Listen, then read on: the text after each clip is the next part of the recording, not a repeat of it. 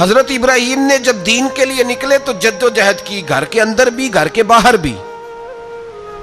آپ کے والد کا نام طارق ہے، وہ توحید پرست تھے، ایماندار تھے، پرہیزگار تھے۔ آپ کے چچا کا نام آزر ہے، وہ بت پرست تھے، بت بیچا کرتے تھے۔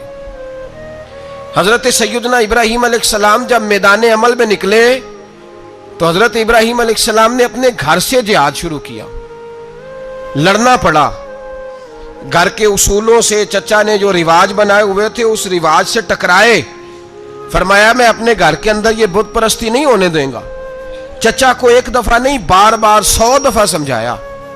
آپ کا چچا بت بنا کے بیچا کرتا تھا۔ حضرت ابراہیم علیہ السلام تھوڑے بڑے ہوئے تو کہنے لگا کہ چلو میرے ساتھ، تم بھی بت بیچنے ہیں، ہمارا کاروبار ہے۔ حضرت ابراہیم ساتھ نکلے تو بت پکڑا ہے، گندے پانی کے اندر اس بت کو ڈبوتے ہیں، کہتے ہیں کسی نے خریدنا ہے تو خرید لو، نہ یہ نفع دے سکتا ہے نہ نقصان دے سکتا ہے، جو اپنا آپ نہیں بچا سکتا تمہیں کیا بچائے گا، خریدنا ہے تو خرید لو۔ چچا کہنے لگا تو کاروبار چمکا رہا ہے کہ تباہ کر رہا ہے۔ گھر میں بڑے معاملات خراب ہوئے، جھگڑے ہوئے، لیکن حضرت ابراہیم علیہ السلام ایک منٹ کے لیے بھی اپنے گھر کے اندر بھی کمپرومائز کرنے کو تیار۔ یہ تھوڑا مشکل میں نے پہلو چھیڑ دیا ہے، یہ تھوڑا مشکل پہلو چھیڑ دیا ہے۔ بڑا سمجھدار آدمی ہے پر بیوی سے پردہ نہیں کرا سکتا، سیانا ہے، پنچایت کا بندہ ہے، جو اس سے آپ کہیں گے وہ بات یہ سنائے گا، لیکن کہتا ہے نہیں جی میں نے کوشش کر لی ہے۔ کس قسم کی کوشش ہے صاحب، یہ کیسے ہو گیا؟ حضرت ابراہیم علیہ السلام نے گھر کے اندر سے فرمایا نہیں کرنے دوں گا، گھر کے اندر بھی ٹکرائے۔ فرمایا تم جو بھی ہو، پاش پاش کیا چچا کے اصولوں کو، اور باہر جب نکلے تو صرف علاقے کے چیئرمین سے نہیں ٹکرائے، ایم پی ایم این اے وزیر مشیر سے نہیں ٹکرائے، سپر پاور نمرود دنیا کا واحد حکمران تھا اس وقت، دوسرا کوئی حکمران ہی نہیں تھا، اکیلے حکمران سے جا کر ٹکرائے، کوئی ساتھ فوج نہیں تھی، کوئی ساتھ ان کے طاقت بظاہر دنیا داری کی کوئی نہیں تھی، پر حضرت ابراہیم جا کے ٹکرائے۔ اور میرے رسول پاک صلی اللہ علیہ وسلم نے سند بیان کی، فرمایا افضل الجہاد کلمۃ الحق عند سلطان الجابر۔ فرمایا سب سے افضل جہاد یہ ہے کہ تو ظالم بادشاہ کے سامنے کھڑے ہو کے حق بات بیان کر دے، یہ سب سے بڑا جہاد ہے، یہ سب سے افضل الجہاد کلمۃ الحق عند سلطان الجابر، سب سے بڑا جہاد۔ حضرت ابراہیم کھڑے ہو گئے، سپر پاور سے ٹکرائے۔ یہاں ہم لوگ حکمتوں کا شکار ہیں، دیکھیں گے، کریں گے، سوچیں گے، اور مولوی صاحب کو ویسے کہتے ہیں آپ پرہیز کریں سیاسی باتوں سے۔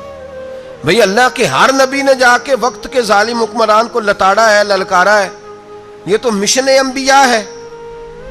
حضرت سیدنا ابراہیم علیہ السلام نے جو اس کو جا کے کہا کہ تو جھوٹ بولتا ہے، تو جھوٹا ہے، تو خدائی کا دعویٰ کرتا ہے، تو بہت بڑا ظالم ہے، اور قرآن مجید نے اس ساری بات کو بیان فرمایا۔ حضرت ابراہیم علیہ السلام سے کہنے لگا میں رب ہوں، تو آپ نے فرمایا میرا رب تو وہ ہے جو زندہ کرتا اور مارتا ہے، تو پھر آپ حق بات بیان کریں گے تو اللہ مارے گا کہ بندہ مارے گا؟ کچھ بھی نہیں ہوتا، کیونکہ زندگی موت کس کے ہاتھ میں ہے؟ اللہ کے ہاتھ میں، زندگی موت اللہ، کچھ بھی نہیں ہوتا۔ انسان صحیح سمت کا تعین کرے اور صحیح چلے۔ حضرت علی شیر خدا سے کسی نے کہا تھا کہ آپ کے بڑی دشمنی ہے، کوئی محافظ رکھ لیں۔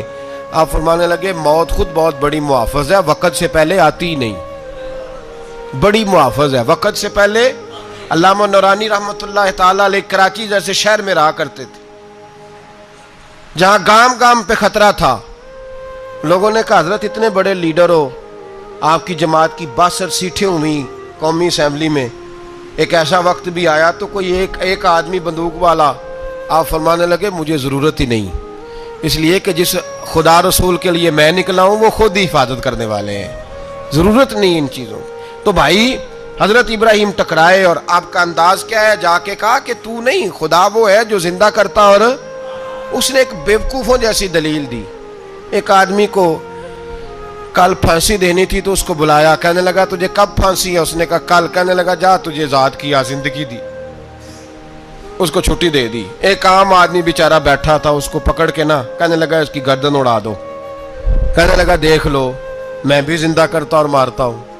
وہ جو کل مرنے والا تھا میں نے زندہ کر دیا ہے، اور جس کو پتہ ہی نہیں تھا کہ میں نے مرنا ہے اسے پکڑ کے میں نے مار دیا ہے۔ یہ بیوقوفوں جیسی دلیل ہے۔ حضرت سیدنا ابراہیم علیہ السلام چاہتے تو اسی وقت دلیل توڑ دیتے کہ تو کیا بیوقوفوں جیسی بات کر رہا ہے، اگر تو زندگی دیتا ہے تو مرے ہوئے میں جان ڈال کے دے جس کو تو نے مارا ہے۔ لیکن حضرت ابراہیم نے دیکھا کہ بیوقوف ہے، بیوقوفوں سے بحث نہیں ہوتی، دلیل بدل لی جاتی ہے، ان کی عقل کے مطابق بات کی جاتی ہے۔ حضرت ابراہیم فرمانے لگے میرا رب وہ ہے جو سورج مشرق سے نکالتا ہے اور مغرب میں غروب کرتا ہے، تو اگر رب ہے تو تو مغرب سے نکال کے مشرق میں غروب کر۔ فبہت الذی کفر، کافر لاجواب ہو گیا، اس کے پاس اس چیز کا کوئی جواب نہیں تھا۔ علامہ اسماعیل حقی نے خوبصورت فقرہ لکھا ہے، خوبصورت جان ڈال دی ایک جملہ کہہ کے۔ حضرت سیدنا علامہ اسماعیل حقی رحمۃ اللہ علیہ فرمانے لگے چونکہ نمرود بیوقوفوں جیسی باتیں کر رہا تھا، اگر وہ یہ کہہ دیتا نا کہ میں سورج کو نکالتا ہوں مشرق سے،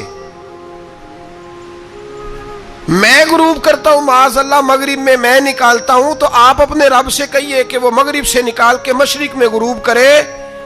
علامہ اسماعیل حقی فرماتے ہیں رب کریم کی آواز قدرت تھی، مالک حضرت ابراہیم علیہ السلام کے اس، اگر وہ کہہ دیتا اور حضرت ابراہیم دعا کر دیتے تو رب کریم نے فرشتوں کو تیار بٹھایا ہوا تھا، فرمایا اگر یہ کہہ دے میرے خلیل سے کہ سورج مغرب سے نکال کے مشرق میں غروب کرنا ہے تو تیار رہنا، جس طرح خلیل کہیں گے ویسے ہی کر دیں گے۔ واتخذ اللہ ابراہیم خلیلا، ابراہیم ہمارا دوست جو ہوا، جیسے کہے گا ویسے کر دیں گے۔ حضرت سیدنا ابراہیم علیہ السلام کی باتوں کا جب جواب نہ دے سکا، دلیل نہیں بندہ دیتا، پھر لڑائی کرتا ہے، پھر جھوٹے موٹے اعتراض کرتا ہے۔ دلیل ختم ہوتی ہے تو لوگ ذاتیات پہ اترتے ہیں، کہتے ہیں یہ کھانستا صحیح نہیں، دیکھتا صحیح نہیں، دلیل ختم، اب ذاتیات پہ اترے، کہنے لگے مجھے پتہ چلا ہے کہ یہ فلانی جگہ گیا تھا تو وہاں جا کے اس نے اس طرح کیا ہے۔ پھر لوگ ذاتیات پہ اترتے ہیں، جب دلیل کا جواب دلیل سے نہیں دے پاتے پھر ذاتیات پر اتر کر حملے کرتے ہیں۔ حضرت ابراہیم کے دلائل کا جواب نمرود نہ دے سکا تو کہنے لگا کہ اس کو آگ میں ڈال دو۔ قوم گئی ہوئی تھی ساری، آپ نے بات سنی ہوئی ہے، میں نے صرف اشارہ دینا ہے، میلے پہ تو حضرت سیدنا ابراہیم علیہ السلام نے سارے بت توڑ دیے، کلاڑا بڑے بت کی گردن پہ رکھا، واپس آئے کہنے لگے بت کس نے توڑے ہیں؟ تو فرمایا اس سے پوچھ لو جس کی گردن پہ کلاڑا ہے۔ کہنے لگے یہ تو بول ہی نہیں سکتا، تو فرمانے لگے بڑے بیوقوف ہو جو بولتا ہی نہیں، سنتا ہی نہیں، اپنا آپ نہیں بچا سکتا، اس کی پوجا کرتے ہو؟ کہنے لگے پکڑو دلیلیں ختم ہو گئی، اس کو آگ میں ڈالو۔ بہت بڑی حویلی 45 فٹ مربع پہ مشتمل ایک حویلی بنائی گئی اور 45 فٹ اونچی۔ مختلف روایات، علامہ اسماعیل حقی کہتے ہیں کہ 3 مہینے تک نمرود نے کہا کہ اس کے اندر لکڑیاں ڈالو۔ لوگ پوچھنے لگے کتنی دنیا جلانی ہے؟ کہنے لگا بندہ تو ایک جلانا ہے پر بندہ بڑا تگڑا ہے، ایک بندہ۔ 3 مہینے لکڑیاں ڈالی گئیں، اور لوگوں کی جو تہمات ہوتی ہیں نا وہ بڑی عجیب ہوتی ہیں۔ تہمات میں نے بڑی تفصیل سے رمضان المبارک میں گفتگو کی تھی، بدشگونی تہمات لوگ لیتے ہیں، اس وقت بھی لوگ تہمات کا شکار ہو گئے، عقیدہ بگڑ جاتا ہے تو وہ عجیب و غریب باتیں کرنے لگتا ہے، تہمات کا شکار ہو گئے۔ بیبیاں نظر مانتی، میں بیمار ہوں اگر صحیح ہو گئی تو اتنے من لکڑی دوں گی حضرت ابراہیم کی آگ جلانے کے لیے۔ ایک عورت لے کے جا رہی ہے لکڑیاں، تو ایک نیک دل آدمی نے اس سے پوچھا کہاں جا رہی ہو؟ کہنے لگی میں نے منت مانی تھی تو حضرت ابراہیم علیہ السلام کو معاذ اللہ جلانے کے لیے لکڑیاں لے کے جا رہی ہوں۔ تو وہ رب کریم کے بندے کہنے لگے تو ڈھونڈتی رہے گی، تجھے وہ جگہ ملے گی نہیں۔ وہ بی بی کئی مہینے گھومتی رہی، جگہ ہی نہیں ملی جہاں لکڑیاں ڈالنی، ماری گئی۔ تہمات کا شکار ہوئے بہت سارے لوگ، تہمات کا۔ بھائی تہمات دین کے اندر منع ہے، تہمات دین میں کوئی نظر ماننا، کوئی کسی بزرگ کے مزار پہ جا کے سالے ثواب کے لیے کوئی چیز ماننا، یہ تو درست ہوا، لیکن غیر شرعی نظریں مان لینا کہ میں آگ کے گرد چکر لگاؤں گا، میں جناب وہاں جا کے یہ والا تماشا کروں گا، میں دھاگا باندھوں گا، میں رسا کاٹوں گا، میں وہاں گندے ہو سے پانی پیوں گا، ان کی شریعت اجازت، یہ تہمات ہیں، بدشگونی ہے، دین میں ان کی کوئی گنجائش۔ آپ نظر ماننے سے پہلے بھی کسی عالم سے رابطہ کریں کہ میں منت مانگنے لگا ہوں تو کیسے ماننی چاہیے، اس کا طریقہ پوچھیں. ایسے ہی غلط چیز کی منت تھوڑی مان لی جائے گی. بہرحال آمدام برسر مطلب حضرت ابراہیم کے لیے آگ جلائی گئی. 45 فٹ اونچی آگ ہے، پرندہ بھی اوپر سے گزرتا ہے تو نیچے گر جاتا ہے جل کے. اتنے دن لگا کے آگ جلائی گئی.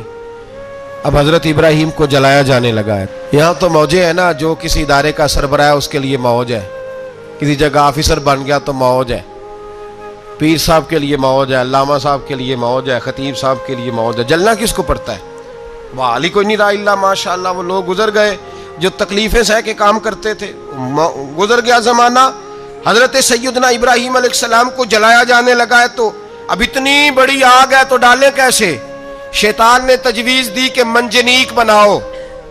منجنیق، بڑے بڑے بانس باندھ کے ان کے نیچے رسا باندھو. وہ جس طرح جھولنے کے لیے جھولا بنایا جاتا ہے، اس طرح ایک منجنیق پرانے زمانے میں اس میں پتھر رکھ کے پھینکے جاتے تھے دشمنوں پہ. وہ منجنیق بنائی گئی کہ دور سے حضرت ابراہیم کو پھینکیں گے. ہاتھ حضرت ابراہیم کے باندھ دیے، پاؤں مبارک باندھ دیے. پوری زمین پہ ایک نام لینے والا خدا کا، اور اس کو آج رسیوں میں جکڑا ہوا ہے. جب پھینکا جانے لگا نا آگ میں، حوریں رونے لگیں، فرشتے تڑپنے لگے. اے اللہ یہ کیا ہونے لگا ہے؟ ایک تیرا خلیل اور وہ بھی آگ میں. فرمایا جاؤ جا کے اس سے کہو اگر تمہاری مدد لیتا ہے تو اسے بچاؤ. ہوا کا فرشتہ آیا، کہا ابراہیم اگر تو کہے. او بھائی ان چیزوں کو کہانی سمجھ کے نہ سنا کریں، یہ داستان نہیں، یہ وہ طریقے ہیں جو ہمارے رسول نے ہمیں اپنانے کا حکم ارشاد فرمایا ہے. جو عقیدے، یہ وہ نظریات ہیں جو ہمیں اوڑھنے کو کہا گیا. اپنے رب کریم کی رضا پہ راضی رہنے کے یہ وہ خوبصورت مواقع ہیں صوفیاء نے جن کو بنا کر سمجھا کر ہم تک پہنچایا ہے. یہ ہے اہل طریقت کی باتیں. وہ کہتے ہیں یار جس حال میں رکھے راضی رہنا ہے. حضرت ابراہیم علیہ السلام کو پھینکا جا رہا ہے. فرشتہ آیا، اے اللہ کے خلیل اگر حکم دو تو اتنی ہوا چلاؤں کہ نمرودی جل جائیں سارے، آگ ان پہ پھینک دی جائے. آپ نے فرمایا تو جا، تجھ سے مجھے کوئی کام نہیں. تھوڑی دیر کے بعد پانی کا فرشتہ آیا، کہا حضور اتنی بارش برساؤں گا کہ آگ بجھ جائے گی. فرمایا تو جا، تجھ سے کوئی کام نہیں. اب جب منجنیق میں رکھ دیے گئے، آگ میں جانے کا لمحہ ہے، تیاری ہے. حضرت جبریل امین حاضر خدمت ہوئے. کہا ابراہیم کوئی حاجت؟ فرمایا تجھ سے کوئی نہیں.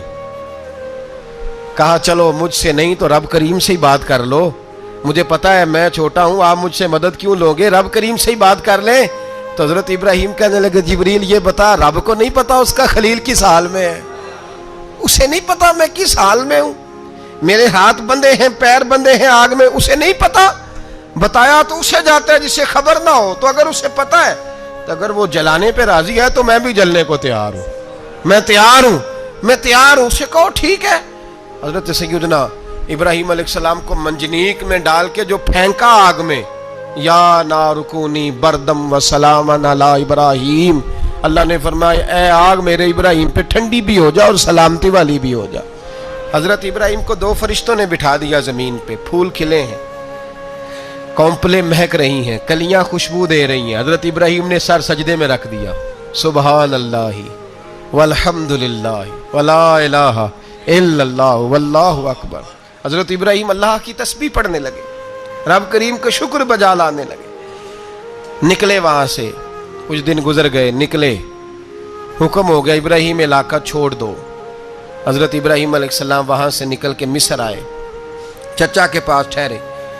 انہوں نے اپنی بیٹی جناب سارہ کا نکاح کر دیا. کچھ آگے بڑھے تو ایک ظالم بادشاہ سے ٹکرائے. اس نے ایک شہزادی، ایک بادشاہ کی بیٹی قید کی ہوئی تھی، جناب ہاجرہ نام تھا. ان کو قید سے چھڑا کے ساتھ لائے. حضرت لوط علیہ السلام بھی ساتھ. یہ 4 لوگوں کا قافلہ چلا. فلسطین میں جا کے پڑاؤ ڈالا، گھر بار چھوڑا، تبلیغ شروع ہوئی. حضرت ابراہیم کے گھر میں 2 خواتین ہیں، ایک آپ کی بیوی ہیں، ایک حضرت ہاجرہ ہے. اولاد کوئی نہیں. بڑا میوہ ہے میٹھا. گھر وہی آباد ہوتا ہے جس میں بچے روتے ہیں. گھر ہوتا ہی وہ ہے جس میں بچوں کی چنچناہٹ ہوتی ہے، بھن بناہٹ ہوتی ہے. حضرت ابراہیم نے ایک بچہ روتے ہوئے دیکھا تو آنکھوں میں آنسو آئے. کہنے لگے ربی حب لی من الصالحین، یا اللہ مجھے بھی نیک اولاد عطا کر دے. حضرت سارہ نے سن لیا. کہنے لگی ابراہیم شاید میرے بطن سے تو آپ کو نصیب نہیں، ہاجرہ سے نکاح کر لو۔ جناب ہاجرہ سے نکاح ہوا۔ اللہ تو بڑا بے نیاز ہے، رب کریم نے حضرت اسماعیل جیسا خوبصورت بیٹا عطا فرمایا۔ بیٹا کالا سیاہ بھی ہو تو سینے کی ٹھنڈک ہوتا ہے، پر یہ تو وہ بیٹا ہے جس کی پیشانی میں نور محمدی چمکتا ہے صلی اللہ علیہ وسلم۔ حضرت سیدنا اسماعیل علیہ اتنے خوبصورت، اب جس بیوی کے ہاں بیٹا تھا، بیٹھنا اٹھنا بھی زیادہ اس کے پاس، آنا جانا بھی اس کے پاس، توجہ ادھر ہو گئی۔ جناب سارا رشک کرنے لگی، ایک دن کہنے لگی اسے چھوڑ آ جنگل میں، وادی غیر ذی زرع، مکے کے پاس۔ بھائی ایک بیٹا عالم دین بنا لو، کہنے لگا روٹی کہاں سے کھائے گا؟ تیرے 5 بیٹے ہیں، کو حافظ قرآن بنا، کہتے روٹی کہاں سے کھائے گا؟ وہ بچہ بھی کہتا ہے میں کہاں سے کھاؤں گا؟ حضرت ابراہیم علیہ السلام تو چند مہینے کا بچہ چھوڑ آئے، تو کہاں سے روٹی کھائی حضرت اسماعیل نے؟ کہاں سے کھائی ان کی اماں نے روٹی؟ بھوکے مر جاتے ہیں یہ سارے۔ میں بڑی ذمہ داری سے کہا کرتا ہوں کہ جتنی خوبصورت روٹی اللہ کریم دین کے خادموں کو عطا کرتا ہے، شاید کسی اور کے نصیب ہوتی ہو، لیکن ہم لوگ توجہ ہی نہیں کر رہے، ہمارا ذوق ہی نہیں بن رہا، ہم یہ محنت ہی نہیں کر رہے کہ قوم کو مستند علماء کی ضرورت ہے، علاقوں کے علاقے خالی ہیں، ادھر ہمارا مزاج ہی نہیں بن رہا، توجہ ہی نہیں دین کی خاطر۔ اور پھر چلے بچے تو بعد کی بات ہے نا، جو ابھی خود جوان ہے وہ بھی یہ دعا، ایک صاحب مجھے کہنے لگے میں دعا مانگ رہا ہوں اللہ مجھے بیٹا دے تو میں اسے دین پہ لگاؤں گا، تو میں نے کہا آپ بھی بوڑھے نہیں ہوئے، آپ خود ہی لگ جائیں، بیٹا تو ابھی آئے گا تو لگے گا نا، تو آپ تو اس وقت ہے تو آپ تو پہلے لگے نا صاحب، 2 گھنٹے تو نکال کے آئے، دین سیکھنے کو کافی ہے۔ آپ اتنی لمبی سوچ رہے ہیں کہ بچہ آئے گا تو بڑا ہوگا تو وہ جائے گا تو دیکھی جائے گی، ابھی تو آپ ہیں تو آپ تو آؤ۔ حضرت ابراہیم نے بچہ وہاں چھوڑا۔ یہاں سے جو عمرہ کرنے لوگ جاتے ہیں نا، جو حج کرنے جاتے ہیں، ان کو پتہ ہے کہ وہاں دنیا کی ہر نعمت ملتی ہے، پھر بھی ڈبل ٹرپل پیسے لوگ جیبوں میں ڈال کے جاتے ہیں۔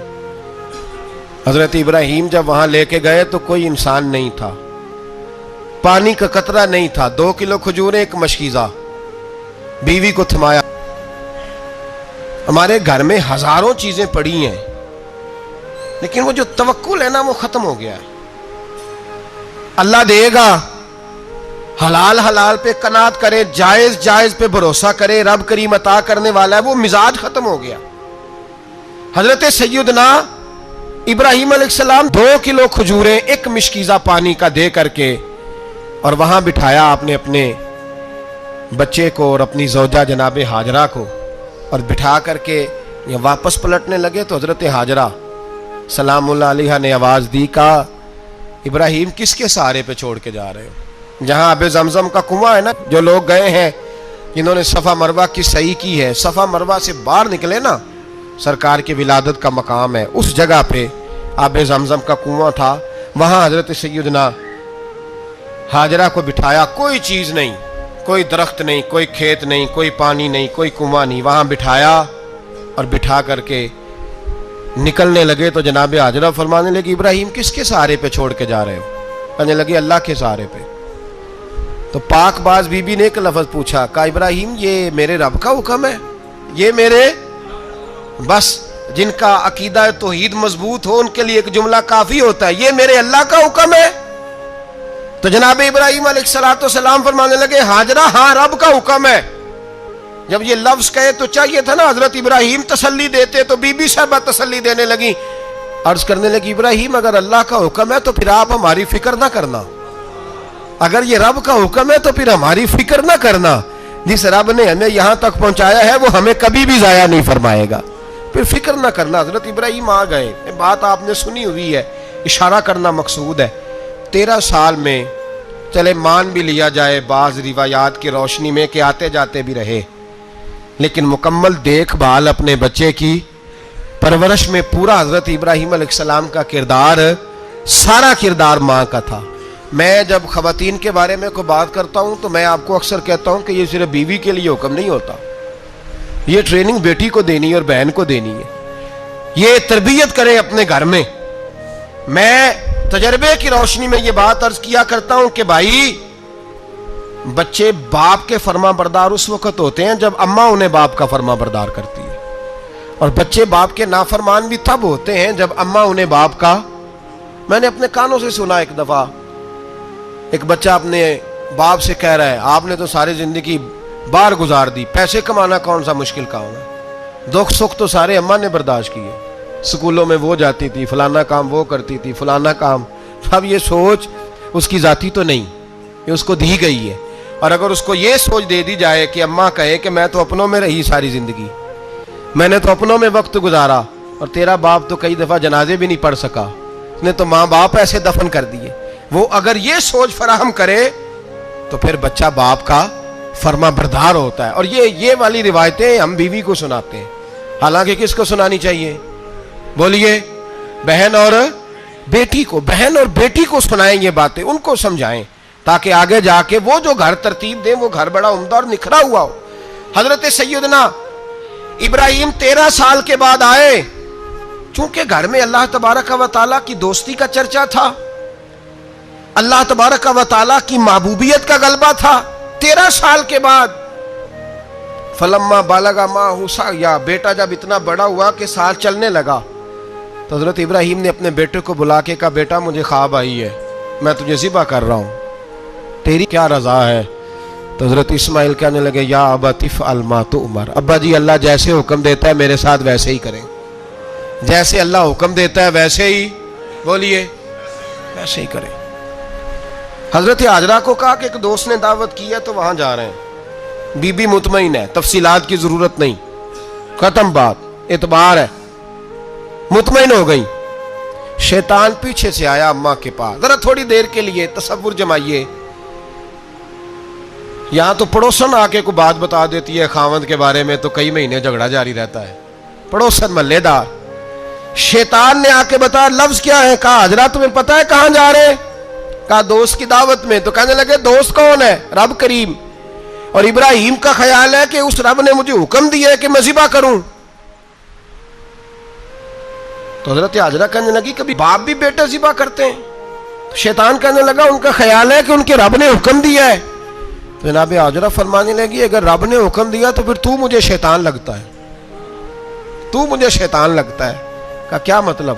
فرمانے لگی اگر رب کریم کا حکم ہے تو میرے پاس ایک اسماعیل ہے، اگر 1000 بھی ہوتے میں سارے اللہ کے راستے میں پیش کر دیتی، دے دیتی، مالک کا ہی تو ہے سارا کچھ، اسی کا ہے، اس میں لیت اللہ کی کیا گنجائش؟ حضرت سیدنا ابراہیم علیہ السلام نے بیٹے کے حلق پہ چھری رکھ بھی دی اور چھری چلا بھی دی، رکھ بھی دی، اور وہ تو اللہ کریم نے فرمایا یا ابراہیم قد صدقت الرؤیا، ابراہیم تو نے خواب سچا کر دکھایا، وہ قیامت تک تیرا نام رہے گا۔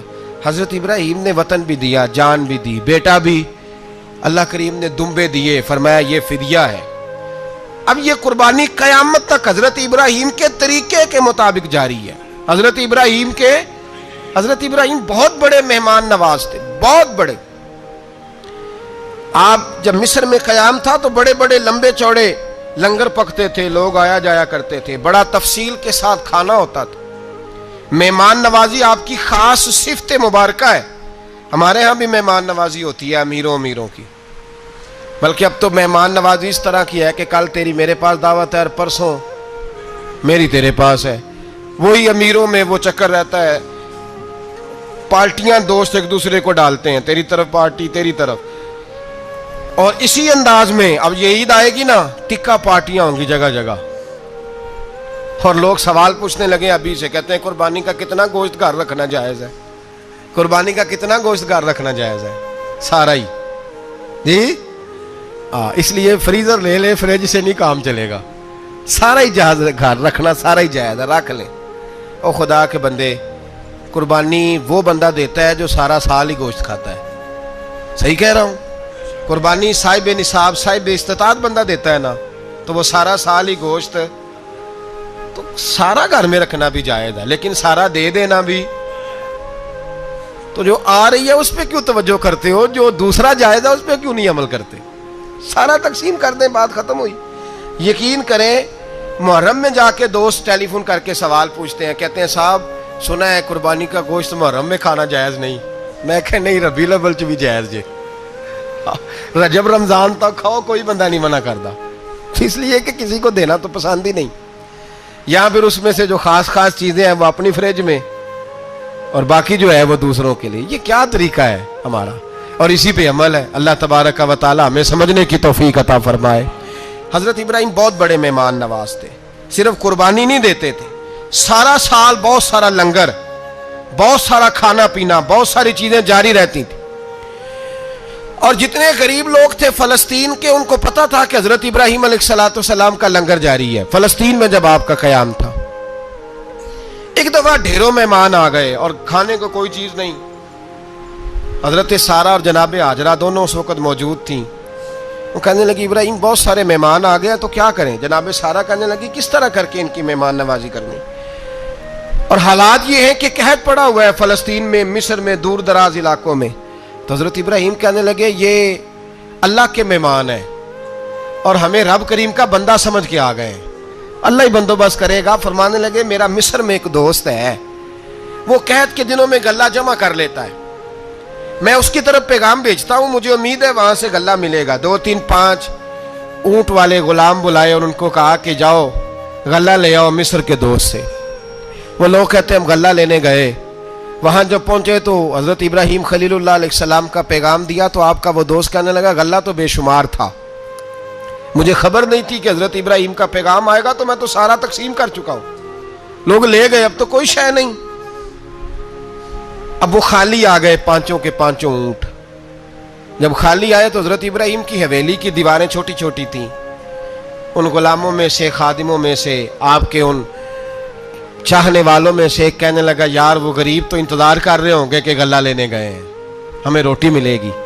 چھوٹی چھوٹی دیواریں ہیں, وہ جب دیکھیں گے نا خالی آ گئے تو انہیں تکلیف ہوگی. اس طرح کرو بوریوں میں ریت بھر لیتے ہیں, ریت بھر کے لے جاتے ہیں, بعد میں اندر رکھ کے انہیں سمجھا بہلا لیں گے یا حضرت ابراہیم کو بتائیں گے, وہ خود ہی ان لوگوں کی دل جوئی فرمائیں گے. اب غلہ کی جگہ ریت بھر کے اونٹوں پہ رکھ کے لائی گئی. لا کے بوریاں جب رکھ دی گئیں, حضرت ابراہیم علیہ السلام دوپہر کے وقت آرام فرما رہے تھے. بی بی سارہ اٹھی, کہتی ہیں جب میں نے دیکھا نا کہ بوریاں پہنچ گئی ہیں تو گئی, غلام کو ساتھ لیا اور اس کو جب کھولا نا تو کہتی اتنی حسین گندم میں نے پہلے کبھی دیکھی نہیں تھی, اتنا پیارا دانہ میں نے کبھی ملاحظہ ہی نہیں کیا تھا. فرماتی ہیں جب اس کو پیس کر چکی میں روٹیاں پکائیں تو خوشبو دور دور تک پھیل گئی, اعلیٰ غذا بنی. بڑے بڑے کھانے بیبیوں نے مل کے پکائے, چن دیے گئے. حضرت ابراہیم اٹھے تو لوگ کھانا کھا رہے, سجدہ شکر ادا کیا, اور جب سجدے میں گئے تو وہی آنے لگی, پھر رونے لگے. جب پلٹ کر باہر تشریف لائے تو جناب سارہ کہنے لگی ابراہیم تمہارا مصری یار بڑا اچھا ہے, اس نے اتنی اعلیٰ گندم بھیجی ہے کہ اتنی تو میں نے پیاری گندم کبھی دیکھی نہیں. جناب ابراہیم مسکرائے, فرمانے لگی سارہ یہ مصری یار نے نہیں بھیجی, یہ میرے عرشی یار نے بھیجی ہے.